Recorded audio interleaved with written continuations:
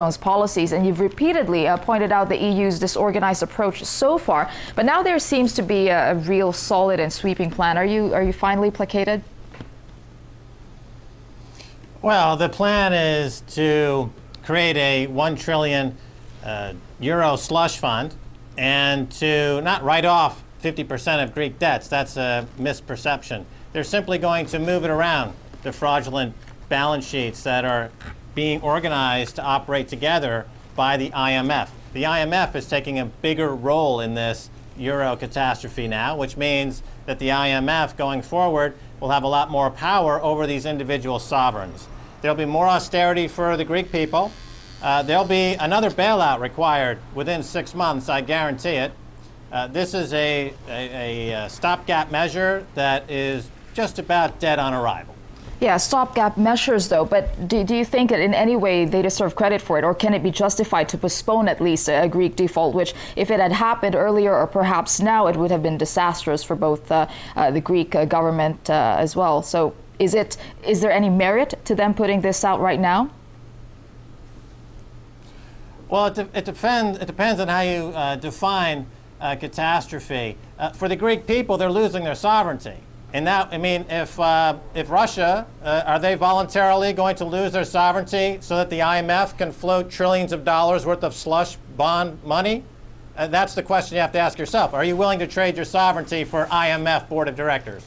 Are the Greek people willing to trade their sovereignty for a bunch of kleptocratic, corrupt bureaucrats who are following policies that are cooked up by charlatans? Are they willing to make that swap? If they are, then it's a great policy. But they're no longer Greek people. Call them IMFers.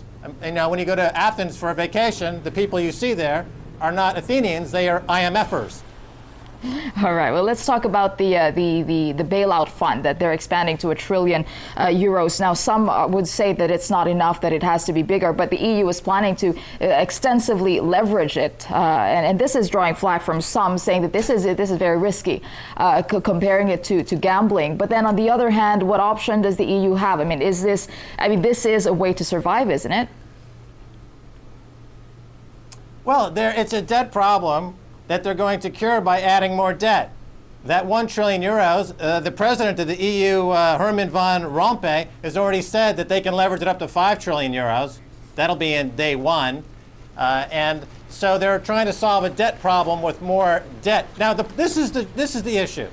When you expand the debt load in this manner by trillions of euros, you're increasing the complexity of the euro economy by a factor greater than a mere $5 trillion additional debt. You're expanding the complexity by a really much higher degree. You're guaranteeing economic collapse by increasing the complexity of the system by adding more debt. This is why this should be stopped. In the next couple of months, you're going to be able to say that we staved off catastrophe for 2 months. But if you were truly interested in solving this problem, Greeks would default 100% on the fraudulent debt. They would contain their sovereignty, and banks would be forced to deal with the bad loans that they made. Why are we mollycoddling banks? Why are we giving them one set of laws and everyone else has a separate set of laws? It's because the IMF and their banking friends have taken a position above the sovereignty of any of these countries. They're not elected officials, and yet they are dictating terms to these people in these countries. Yeah, that's tyrannical. That's absurd. And not only that, but it's going to collapse. It doesn't work. Right, but speaking about the banks, I mean, there's being put a bit of pressure on them. I read that they are supposed to have 9% in capital buffers by next year. This will be the stress test. Is that putting a bit of a pressure on the banking sector as well?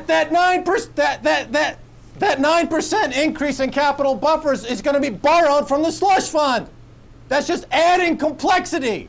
You're guaranteeing global financial catastrophe by letting these charlatans pose these theories that adding debt to a debt problem is going to increase stability. That's insane. Why don't you just give your financial policies? Oh, as a matter of fact, we already have. Ben Bernanke and Trichet are financial terrorists. We know this for a fact. Let's just have the terrorists run the world's economy. They're doing a fantastic job. Give them more weapons of mass financial destruction. Give them more debt.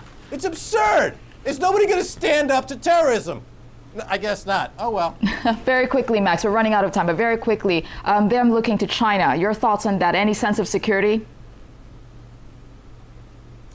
China, of course, has a huge potential loss here. They want to keep this system afloat as long as they possibly can while they grab as much gold as they possibly can. China knows that eventually, when the system collapses, we're all going back to a gold standard, and whoever has the most gold is going to look great. Russia's in a great position. The U.S. has a lot of gold, but they've already loaned a lot of it out. So China knows that they've got a lot of gold. But they want to increase their gold stake until this system blows up, I guarantee it definitely will be a lot worse off 3 months from now and 6 months from now. You can stick a pin in it. It's definitely going to get worse. All right. Thanks very much for your thoughts there. RT's Max Keiser talking to us live from Paris.